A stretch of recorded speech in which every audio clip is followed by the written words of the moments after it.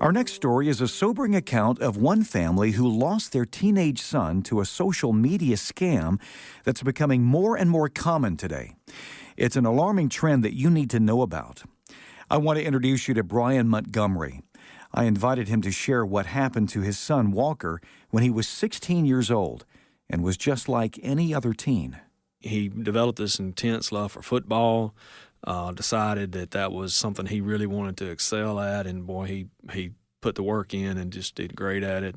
Had a great social life, great group of Christian friends. Just the kind of friends, you dream that your kids will have. Everything was normal on the night of November 30th, 2022.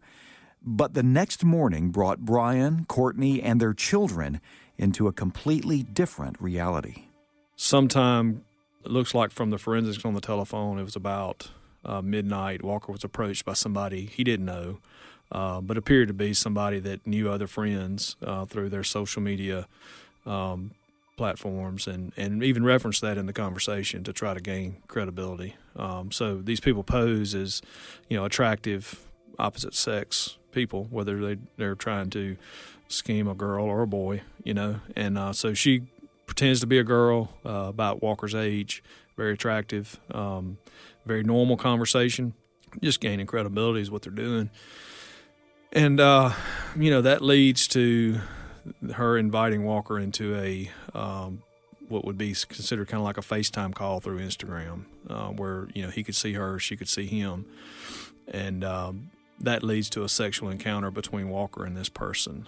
Walker didn't know it, but it wasn't a girl. It was Nigerians, some Nigerian man that was had all that fake content to make him believe that's what it was. But Walker was real, and Walker was, in effect, in a sexual act with this person, and they recorded that with other devices from the other side with intent to extort him for money. And so directly after that conversation was over, they immediately started asking Walker for money. And, of course, the panic there is something that it's hard for anybody to imagine, we can all relate to the mistakes we've made in life. We can all relate to, decisions we made that were bad decisions. And most of those have been kept secret. But in that moment, Walker realized that this couldn't be kept a secret. So now he's trying to figure out how to get out of it, and they're communicating back and forth. And these people, the best way I can describe, they're just vile people. I mean, they have no regard for life. And Walker's back and forth with them. You can't do this. This is not right. This is not legal. I don't have the money. They wanted $1,000. That's what they wanted. And he said, I don't have the money. I'm not going to give you any money. They were contending with him. Steal it from your mom and dad. And he's like, I can't do that. And to up the pressure, they started sending him screenshots of the video that they had of him and showing him that they were sending those videos out to people in his Instagram list. And, of course, they do their homework. They knew who was close to Walker. They knew who had liked his post. They knew who he was friends with.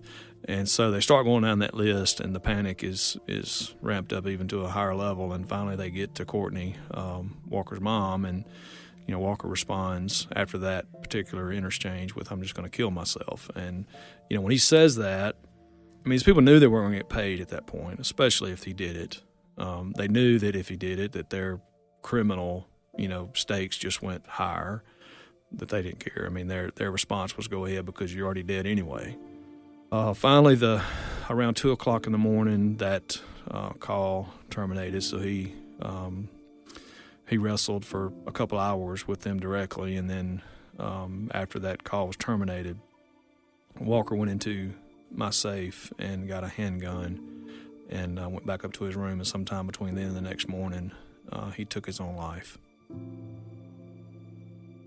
In a matter of hours, the Montgomery's world was thrown into chaos. They were left with no clues and no apparent reason to explain what happened. Nothing made sense.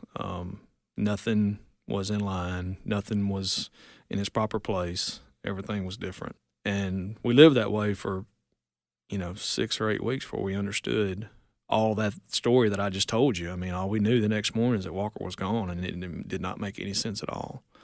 You know, it's you think about these types of circumstances, like I said before, of something that you could possibly predict, you know, mental illness, you know, depression, bullying, things that are normal, I say normal, I mean normal to the outcome of suicide.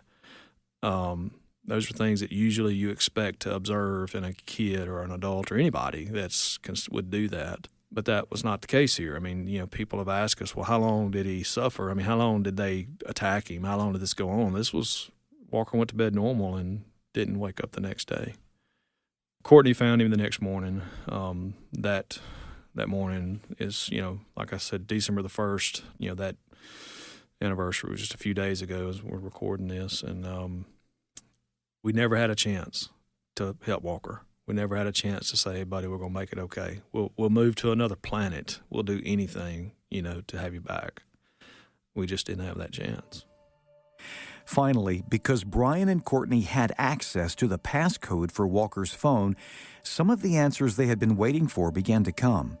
They were able to give this critical information to local police.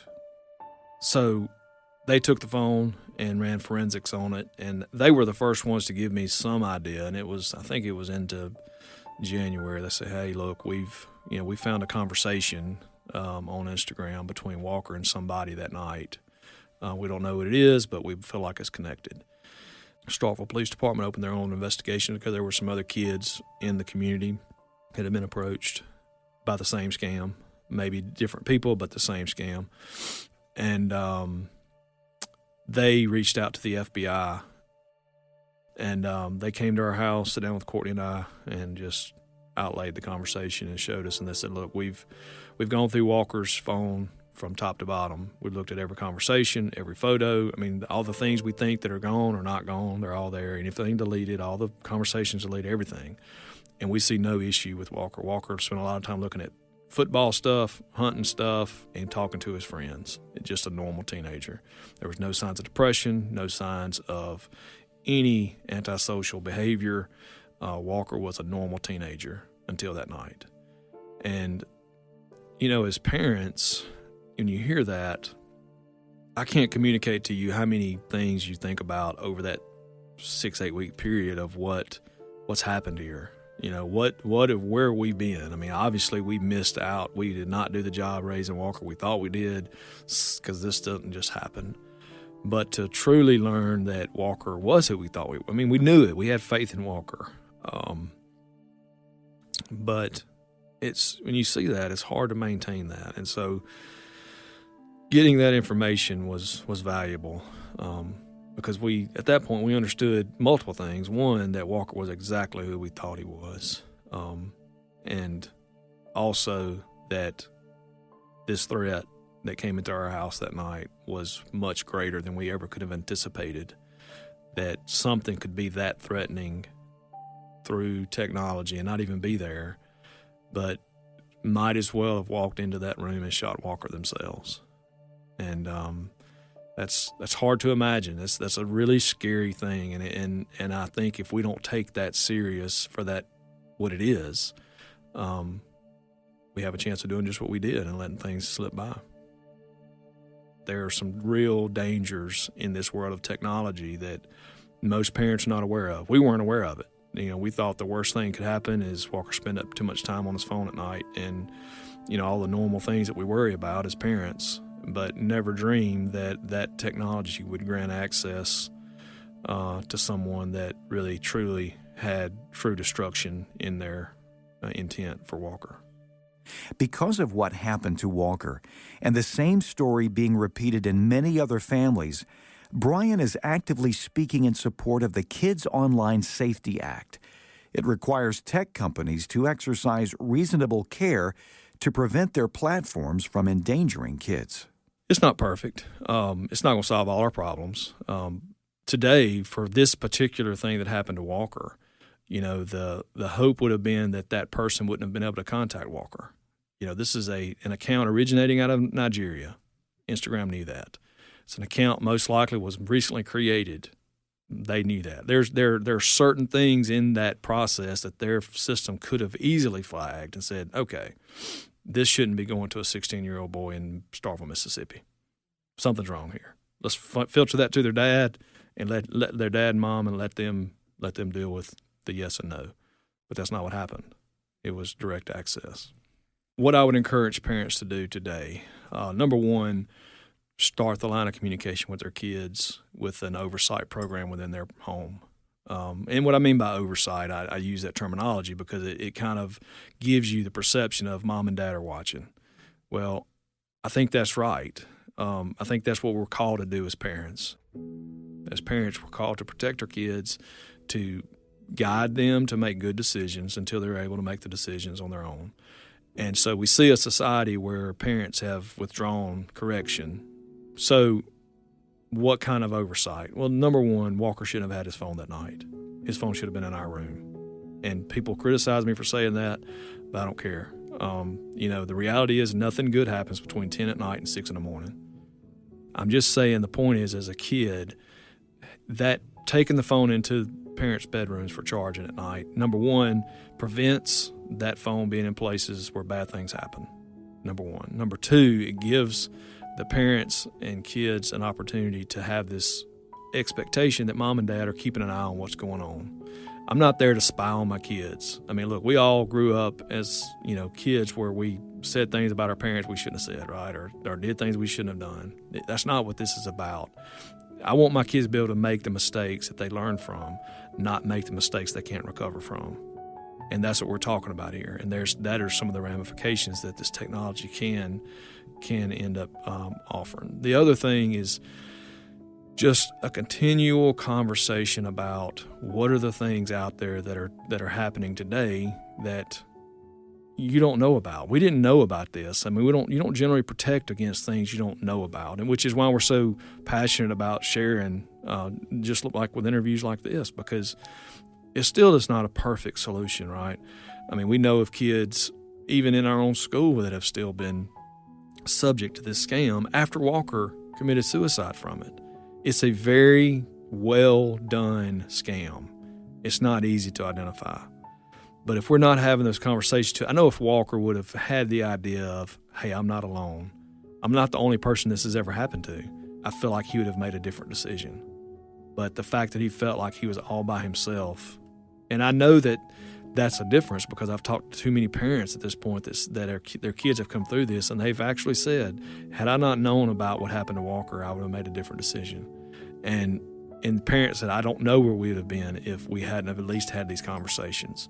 So that awareness, those conversations, that closeness of family, I think all of those things are gonna be major contributing factors to thriving through this. The Kids Online Safety Act has been introduced to the U.S. Senate and is awaiting further action. As Brian said, it's so important that we as parents maintain open communication with our children, monitor their phone usage, know their phone and social media passwords, and charge their phones in our rooms at night. To get other helpful ideas and support, visit ScreenStrong.org. That's ScreenStrong.org.